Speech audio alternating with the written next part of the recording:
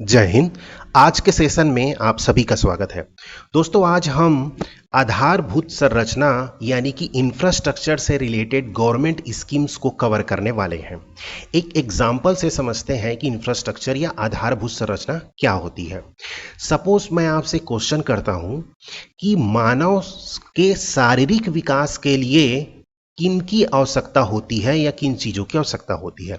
यहाँ पे मैं फिजिकल डेवलपमेंट की बात कर रहा हूँ, तो आप सभी का आंसर होगा कि सर इसके लिए बी, एफ और सी की आवश्यकता होगी। दैट मीन्स बिल्डिंग, फूड और क्लॉथ, मतलब कि रोटी, कपड़ा और मकान की आवश्यकता होगी। तो ये आपके लिए क्या हो गई? आधारभूत आवश्यकताएं।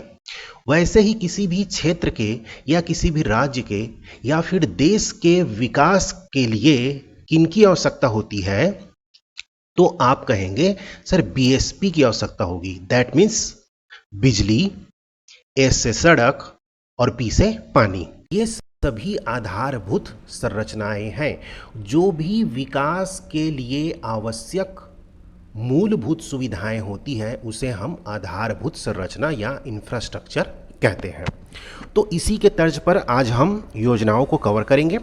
तो सबसे पहले रिसेंट में ही बहुत ज़्यादा चर्चा में, बहुत ज़्यादा हाईलाइटेड ये योजना रहती है, पीएम सूर्य घर मुफ्त बिजली योजना। इसका परिचय हम देखें तो यह एक सेलेक्टेड, मतलब लक्ष्य निर्धारित किया गया है उन घरों को मुफ्त में बिजली उपलब्ध कराने के लिए योजना की शुरुआत की गई है।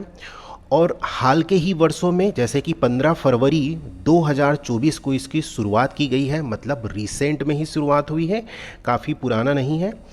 मंत्रालय आपको गौर करना है इस बात पर कि नवीन और नवीकरणीय ऊर्जा मंत्रालय इसका मंत्रालय है। आई होप नवीकरणीय ऊर्जा के बारे में आप समझते होंगे और अनवीकरणीय ऊर्जा के बारे में आप समझते होंगे।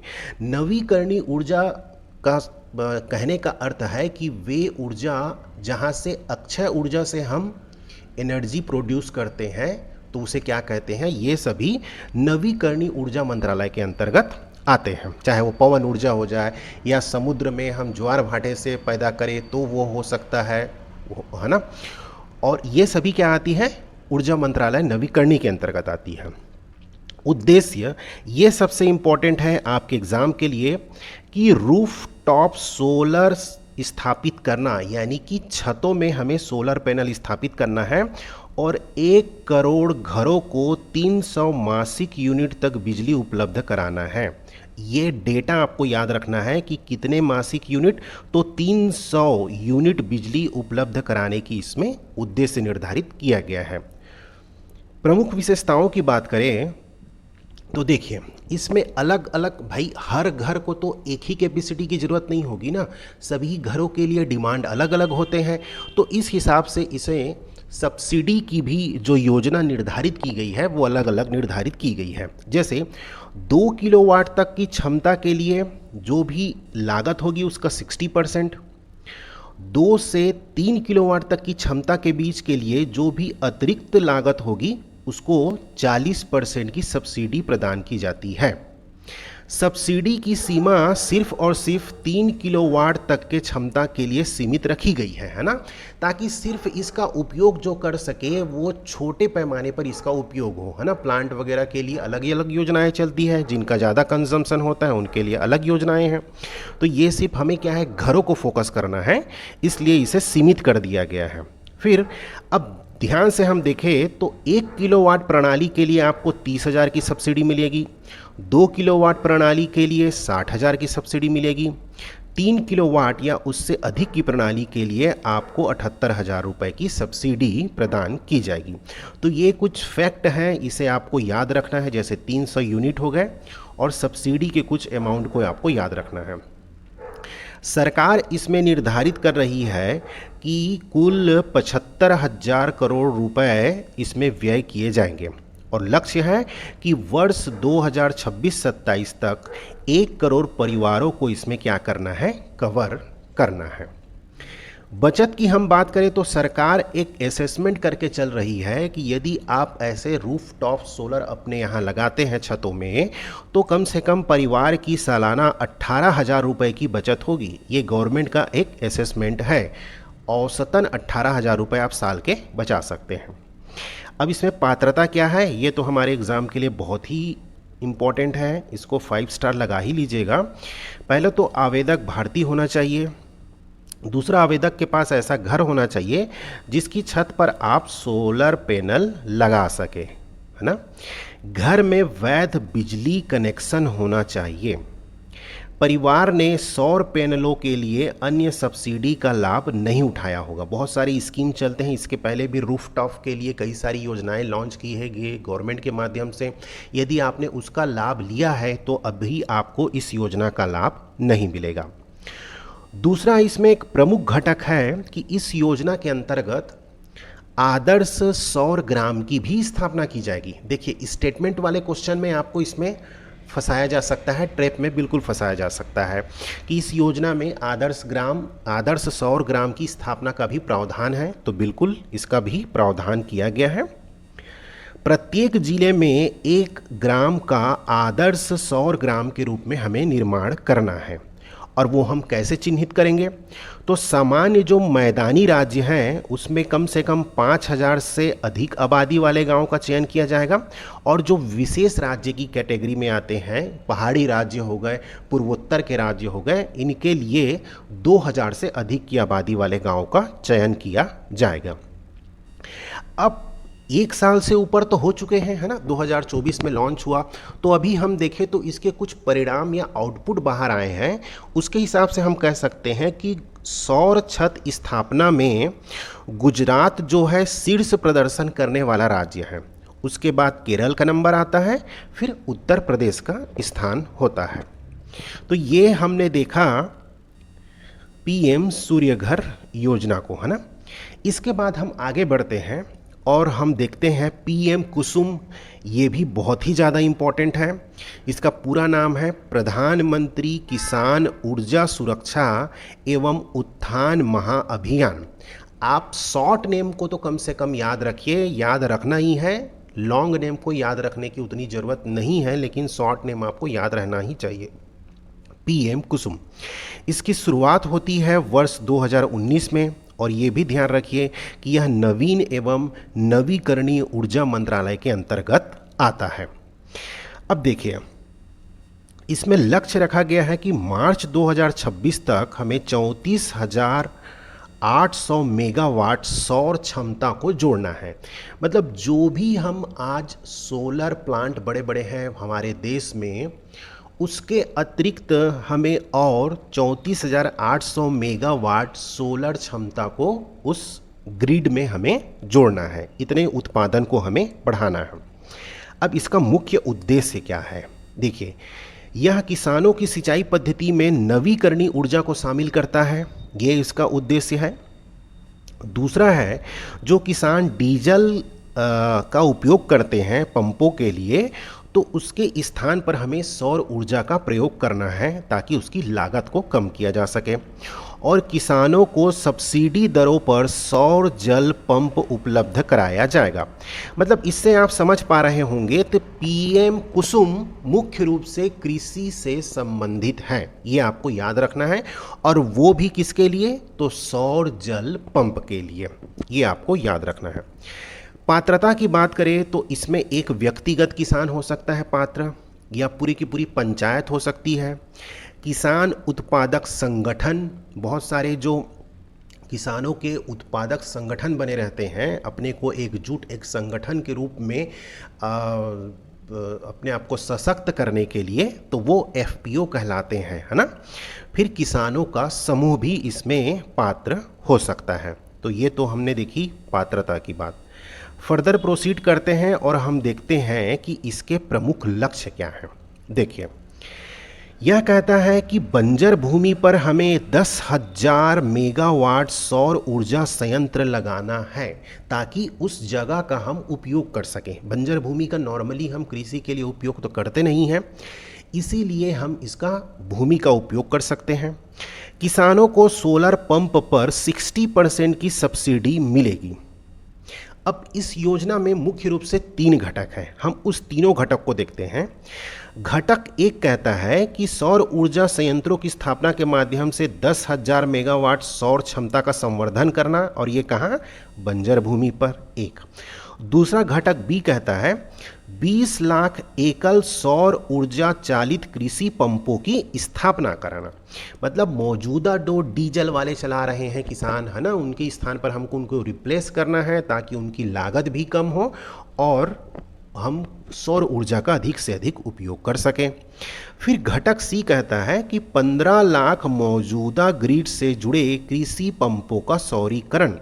तो कुल मिलाकर इसका कॉन्सेप्ट यही है कि जो उपयोग नहीं कर रहे हैं उनको हमें सौर पंप उपयोग करने के लिए प्रोत्साहित करना है। दूसरा, जो डीजल आधारित पंपों का उपयोग कर रहे हैं उन्हें क्या करना है? रिप्लेसमेंट करना है, उनका हमें सौरीकरण करना है। तो ये हमने देखा पीएम कुसुम योजना के बारे में।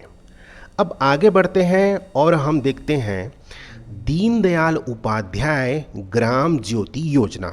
अब ये देखिए, नाम से थोड़ा समझने की कोशिश करिएगा, यह ग्राम की बात करता है। तो दीनदयाल उपाध्याय ग्राम ज्योति योजना व्यक्ति की बात नहीं कर रहा है ये, है ना।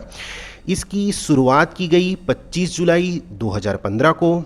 अब यहाँ पे मंत्रालय का नाम चेंज हो गया, यह हो गया विद्युत मंत्रालय, क्योंकि ये अक्षय ऊर्जा पर आधारित नहीं है।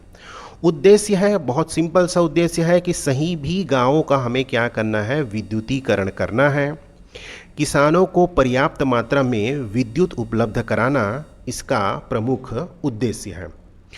और राजीव गांधी जो ग्रामीण योजना विद्युतीकरण योजना था उसको इस योजना में समाहित कर दिया गया है। तो ये काफ़ी एक छोटा योजना को हमने देखा, काफ़ी छोटे रूप में। फिर हम आते हैं सौभाग्य। अब इस नाम को प्लीज़ आपको याद रखना है, सौभाग्य नाम से। नॉर्मली जैसे मैं सौभाग्य बोलूँ तो हम ये समझेंगे कहीं ना कहीं यह महिलाओं से रिलेटेड है ना, वुमेन एम्पावरमेंट से रिलेटेड है, लेकिन नहीं दोस्तों, यह प्रधानमंत्री सहज बिजली हर घर योजना, यानी कि इसको सौभाग्य के नाम से भी हम जानते हैं। इसका लक्ष्य है मुख्य रूप से सभी घरों के विद्युतीकरण के लक्ष्य को साधने की योजना की शुरुआत की गई है। अब ये शुरुआत कब हुई? 2017 को। अब ये भी विद्युत मंत्रालय के अंतर्गत आता है। उद्देश्य है कि देश के सभी ग्रामीण और शहरी क्षेत्रों के सभी घरों को विद्युतीकरण सुनिश्चित करना। अब यहाँ पे देखिए, सिर्फ ग्रामीण की बात नहीं की जा रही है, सौभाग्य योजना ग्रामीणों के लिए भी है और शहरी के लिए भी है। जब पढ़ते हैं तो ऐसे की पॉइंट को थोड़ा सा आप सर्कल कर लिया कीजिए या फिर थोड़ा सा हाईलाइट कर लिया कीजिए, क्योंकि ऐसे ही ट्रैप में अक्सर हमें फंसाया जाता है। एग्जाम में लिख दिया जाएगा कि सौभाग्य योजना केवल और केवल ग्रामीण क्षेत्रों के लिए है, तो ये तो स्टेटमेंट बिल्कुल गलत हो जाएगा। फिर इसमें लाभार्थी कौन कौन होते हैं? तो लाभार्थी वे सभी हैं जिनके यहाँ अभी तक विद्युत का कनेक्शन नहीं है, जो विद्युत से वंचित हैं। तो ये हमने देखा कुछ विद्युत से संबंधित योजनाओं को। आगे बढ़ते हैं और अब देखते हैं जल जीवन मिशन, यानी कि हम पानी की बात करते हैं, जिसे हर घर जल योजना भी हम कहते हैं। जल जीवन मिशन मुख्य रूप से किन क्षेत्रों के लिए है? तो ग्रामीण क्षेत्रों के लिए है। 15 अगस्त 2019 को इसकी शुरुआत की जाती है और मंत्रालय इसके अंतर्गत क्या आएगा? तो आप देख के ही बता सकते हैं कि मंत्रालय इसके अंतर्गत आएगा जल शक्ति मंत्रालय के अंतर्गत यह काम करता है। अच्छा, एक छोटी सी बात आपने नोटिस की होगी योजनाओं के बारे में, जब आप पढ़ते हैं तो आपको पता ही होगा कि शहरों के लिए एक योजना चलाई जाती है, अमृत मिशन, है ना। अमृत मिशन के नाम से हम जानते हैं। तो ये क्या है? हर घर को मुफ्त कनेक्शन हम देते हैं पानी का। वैसे ही ग्रामीण क्षेत्रों के लिए हम जो मिशन चला रहे हैं उसको हम कहते हैं जल जीवन मिशन। उद्देश्य है, यह मुख्य रूप से प्रत्येक ग्रामीण परिवार को घरेलू नल कनेक्शन उपलब्ध कराना है। इसमें घरों के साथ साथ जो विद्यालय हैं, आंगनबाड़ी केंद्र हो गए, ग्राम पंचायत के जो भवन हो गए, स्वास्थ्य केंद्रों, सामुदायिक भवनों में नल कनेक्शन उपलब्ध कराना है। तो यह ग्रामीण घरेलू परिवारों को तो कनेक्शन उपलब्ध कराता ही कराता है, लेकिन जो छोटे हमारे भवन है, विद्यालय, आंगनबाड़ी, इन सबको भी यह क्या करता है, कनेक्शन उपलब्ध कराता है।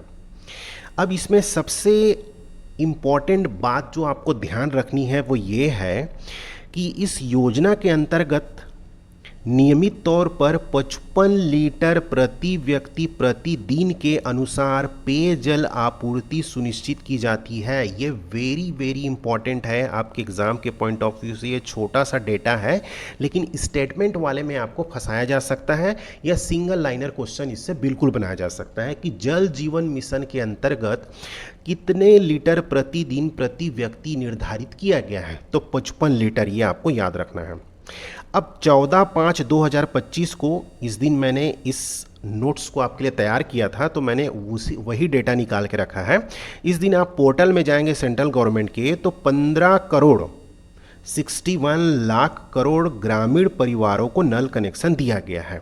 ये तो हो गया टोटल। छत्तीसगढ़ की हम बात करें तो छत्तीसगढ़ में 40.48 लाख घरों को नल कनेक्शन दिया जा चुका है, यानी कि 40,48,000 घरों को नल कनेक्शन अभी तक दिया जा चुका है, और ये जल जीवन मिशन के अंतर्गत अभी तक हमने प्रदान कर दिया है। तो ये कुछ डेटा है, लेकिन ये डेटा क्या है, हर दिन अपडेट हो रहे हैं। आप कितने डेटा को याद रखेंगे? तो मैं चाहूँगा कम से कम वो 55 वाला जो है वो डेटा कम से कम आप याद रखिए। फिर आधारभूत संरचना में का आता है हमारा सड़क। तो हम आपके जो सिलेबस में भी दिया हुआ है प्रधानमंत्री ग्राम सड़क योजना, तो इसको हम थोड़े से डिटेल से अब देखते हैं। ग्राम सड़क योजना अर्थात ग्रामीण क्षेत्रों को हमें कनेक्टिविटी बढ़ाने के लिए इस योजना की शुरुआत की गई, ताकि सभी मौसम में हम आवाजाही को सुचारू रूप से निष्पादित कर सके, 12 मासी परिवहन की सुविधा उपलब्ध हो सके, है ना। इसलिए हमने इस योजना की शुरुआत की। कई फेसेस में इस योजना को चलाया गया। अगर स्टार्टिंग में हम बात करें तो हम उसको फेस 1 मान लेते हैं। तो इसकी स्थापना, इसकी शुरुआत कब की गई? 25 दिसंबर सन 2000 को इसकी शुरुआत की गई। इसे हम फेस 1 मान के चल रहे हैं। अब ये कहा गया, इसका मंत्रालय कौन हो गया? तो ग्रामीण विकास मंत्रालय। फेज 1 में जब वित्त पोषण की बात की जाती है तो यह 100% केंद्र सरकार द्वारा वहन किया गया था। 2016 में इसे संशोधन किया गया। हम इसे आगे पढ़ेंगे तो हम इसे देखेंगे कि क्या इसमें संशोधन किया गया है। पात्रता यह थी कि 2001 की जनगणना को आधार बनाया गया और मैदानी क्षेत्रों में कम से कम 500 प्लस और पूर्वोत्तर राज्यों, हिमालयी राज्यों, रेगिस्तान और जनजातीय क्षेत्रों में 250 प्लस की आबादी वाले गांवों को चिन्हित किया गया, वही इसके लिए पात्र थे। उससे कम वाले रहेंगे तो वह पात्र नहीं होंगे। तो ये हमने देखा। फिर ये इसकी अब दूसरे चरण की शुरुआत हुई। दूसरे चरण की शुरुआत की गई 1 मई 2013 को, और 12वीं पंचवर्षीय योजना की समयावधि हेतु, मतलब 12वीं पंचवर्षीय योजना का जो ड्यूरेशन था, जो समयावधि थी, वह अवधि तक इस योजना को संचालित करने की शुरुआत की गई। और इसमें लक्ष्य रखा गया कि 50,000 किलोमीटर सड़कों की मरम्मत का लक्ष्य रखा गया। देखिए, अब इसमें नया कुछ निर्माण नहीं किया जा रहा है, इसमें हम जो निर्माण कर चुके हैं उनको मरम्मत की भी तो ज़रूरत पड़ेगी। तो हमने क्या किया, इसमें लक्ष्य रखा कि हम उसे मरम्मत करेंगे। अब 2013 में ये शुरुआत हुई थी। दो स्टार्टिंग में जो गवर्नमेंट, सेंट्रल गवर्नमेंट 100% वहन कर रही थी इस व्यय का, तो इसके बाद सेंट्रल गवर्नमेंट ने किया कि भाई हम कुछ अब बंटवारा कर लेते हैं, पूरा बोझ मेरे ही ऊपर आ रहा है। तो 75:25 में इन्होंने बंटवारा कर लिया व्यय का। और केंद्र शासित प्रदेश और विशेष राज्यों के मध्य क्या हुआ, जो अभी बंटवारा रहता है 90 और 10 का। फिर 2016 में संशोधन किया गया। ये शब्दों को मैं इसलिए लिखा हूँ ताकि आपको संशोधन की अवधि याद होनी चाहिए, उसे थोड़ा सा आपको क्लियर अपना रखना है। फिर 2019 आते हैं और 18 दिसंबर को विशेष ये दिन होता है हमारे लिए, है ना। 2019 में हम क्या करते हैं, इसकी तीसरे फेज़ की शुरुआत करते हैं। और इसमें ध्यान रखते हैं कि जो अस्पताल है, स्कूल है और कृषि बाज़ारों को भी हमें क्या करना है, कनेक्टिविटी को बढ़ाना है, उनको भी इसमें संयोजन इनका करना है।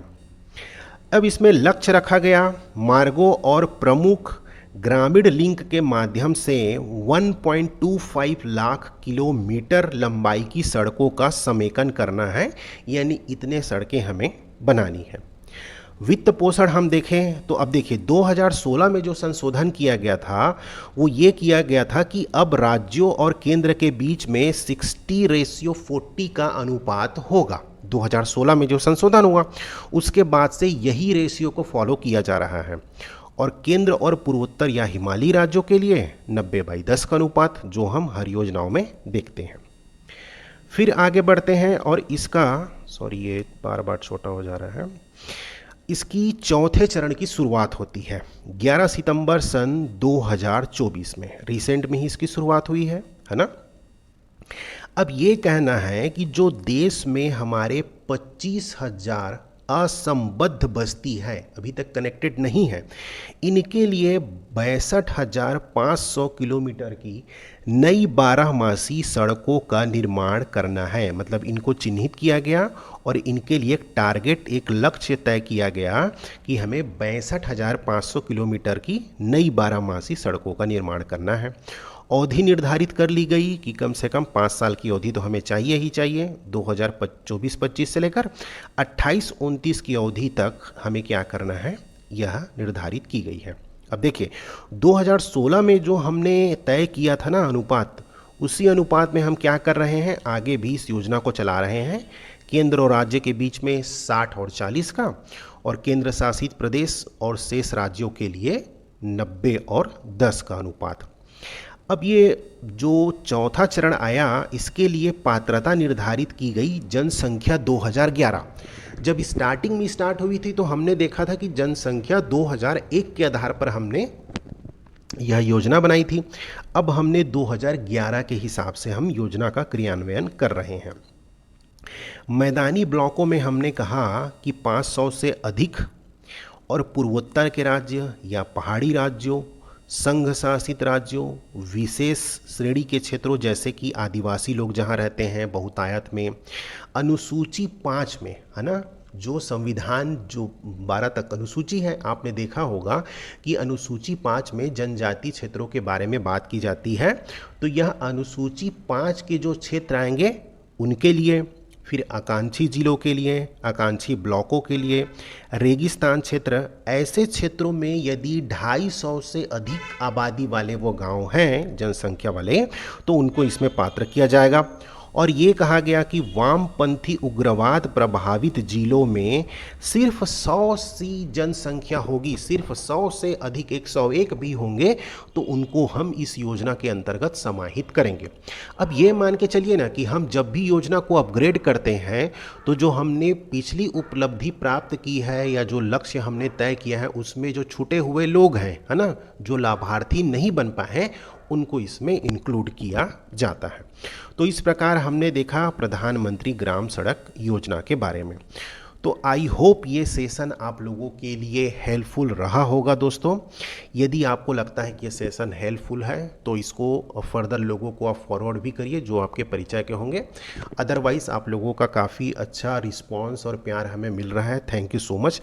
नेक्स्ट सेशन में हम देखेंगे कुछ उद्यम से रिलेटेड योजनाओं को और श्रम योगियों के बारे में। Thank you so much. Next session में मिलते हैं। जय हिंद।